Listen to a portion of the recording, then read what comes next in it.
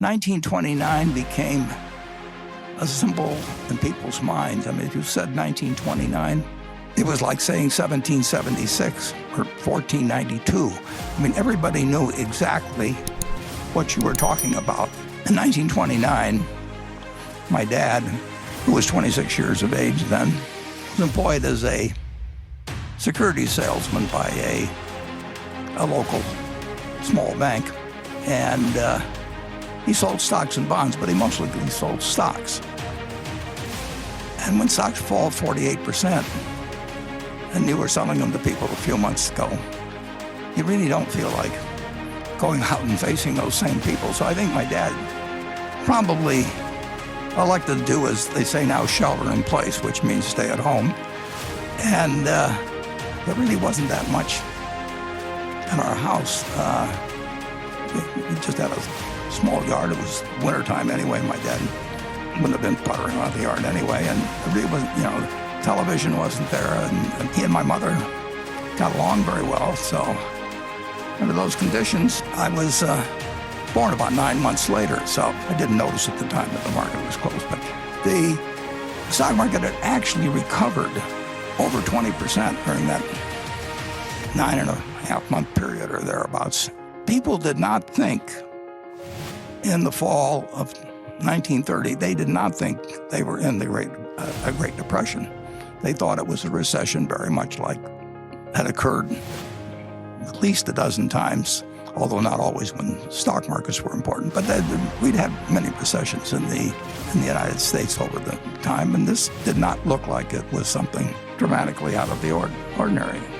And for a while, actually for about 10 days after my birth, the stock market actually managed to go up all of 1 or 2% there in those 10 days.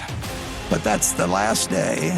From that point, the stock market went from a level of 240 to 41, which was a noticeable decline because if somebody had given me $1,000 on the day I was born and I bought stock with it, my $1,000 would have become $170 in less than 2 years. And that is something that none of us here ever experienced. That may have had it with one stock occasionally, but in terms of having a broad range of America marked down 83% in 2 years, and marked down 89% of the peak was in September 3rd, 1929, was extraordinary. And in that intervening period, less than 1 year after I was born, just slightly less than 1 year, my dad went to the bank where he worked and had his account, and of course, the bank had a sign on it closed, and so he had no job. He had 2 kids at that point, and his father had a grocery store, but Charlie and I both worked for my grandfather. Charlie worked there in 1940. I worked there in 1941, so we didn't know each other. But my grandfather said to my father that, don't worry about your groceries, Howard. He says, I'll just let your bill run. That was my grandfather. Not exactly. He cared about his family, but he wasn't going to go crazy. And one of the things as I look back on that period, and I don't think economists generally like to give it that much of a point of importance, but if we'd had the FDIC 10 years earlier, the FDIC started on January 1st, 1934. It was part of the sweeping legislation that took place when Roosevelt came in. But if we'd had the FDIC, we would have had a much, much different experience, I believe, in the Great Depression. People blame it on Smoot-Hawley, and there's all kinds of things, and the margin requirements in 29, and all of those things entered into creating a recession. But if you have over 4,000 banks fail, that's 4,000 local experiences where people save and save and save, put their money away, and then someday they reach for it and it's gone. And that happens, in all 48 states, and it happens to your neighbors, and it happens to your relatives. It has to have an effect on the psyche that's incredible. So one very, very, very good thing that came out of the Depression, in my view, is the FDIC. And it would have been a somewhat different world, I'm sure, if the bank failures hadn't just rolled across this country with people that thought that they were savers, found out that they had nothing when they went there, and there was a sign that said closed. So the Great Depression went on, and it lasted a very long time, but it lasted a lot longer in the minds of people than it did actually in its effects. World War II came along, and on sort of an involuntary manner, we adopted Keynesianism. We started running fiscal deficits, of course, that were absolutely huge, and took our debt up to a percentage of GDP, which we've never reached, had never reached before, and never reached since. So we had an enormous economic recovery, but the minds of people had been so scarred, the memories. Parents told their children. 1929 became a symbol in people's minds. I mean, if you said 1929, it was like saying 1776 or 1492. I mean, everybody knew exactly what you were talking about, and it affected stock prices in a rather remarkable way.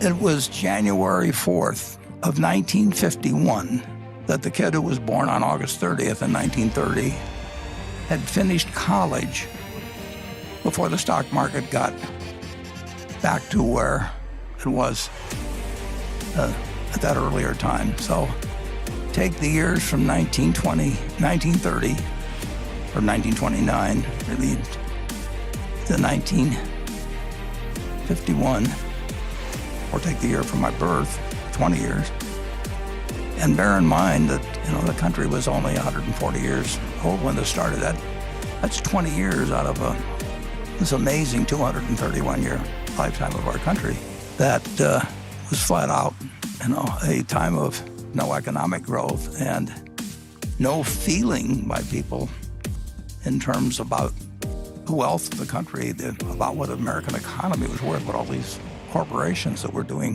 far, far, far better than they were long ago. But it took all of that time to restore in the market a price level that was equal to what it was when I was born 20 years earlier.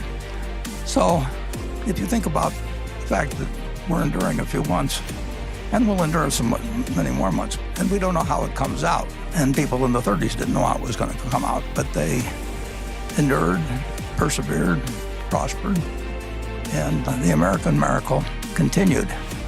But it's interesting in that I remembered that at the start of 1954, the stock market the Dow was only at about 280. And I remember 1954 because it was the best year I ever had in the stock market. The Dow went from essentially 280 or thereabouts at the start of the year to a little over 400 at the end of the year. And when it went to 400, as soon as when it crossed 381, that famous figure from 1929, when it went to 400, and this will be hard for some of you to believe, but everybody wondered, is this 1929 all over again? And that seems a little far-fetched, because it was a different country in 1954.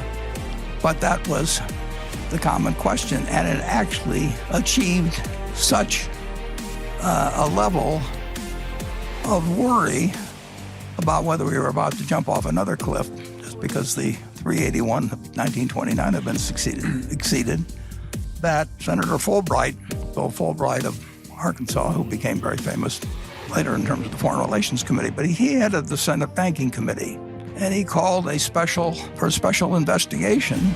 He really was questioning whether we had built another house of cards again. And his committee, in March of 1955, with the Dow at 405, assembled 20 of the best minds in the United States to testify as to whether we were going crazy again, because the market was at 400, the Dow was at 400, And we'd gotten in this incredible trouble before, but that was the mindset of the country. It's incredible. We didn't really believe America was what it was. And my boss, the reason I'm familiar with this, was that I was working in New York for one of the 20 people that was called down to testify. And I remember, because Ben Graham was one of the 3 smartest people I've met in my life, and when he testified, the Dow at 404, he had one line in there right toward the start in his written testimony, and he said, the stock market is high, looks high, it is high, but it's not as high as it looks. But he said it is high. And since that time, we felt the American tailwind at full force, and a market today that has produced $100 for every dollar. All you did was had to believe in America and just buy a cross-section of America. You didn't have to read the Wall Street Journal. You didn't have to look up the price of your stock. You didn't have to pay a lot of money in fees to anybody. You just had to believe that the America was intact. But you'd had this testing period between 1929 and certainly 1954, as indicated by what happened when it got back up to 380. You had this testing period, and people really, they'd lost faith to some degree. They just didn't see the potential of what America could do. And we found that nothing can stop America when you get right down to it. And it's been true all along. It may have been interrupted with the scariest of scenarios when you had a war with one group of states fighting another group of states. And it may have been tested again in the Great Depression, and it may be tested now to some degree. But in the end, the answer is never bet against America. And that, in my view, is as true today as it was in 1789, and even was true during the Civil War and the depths of the Depression.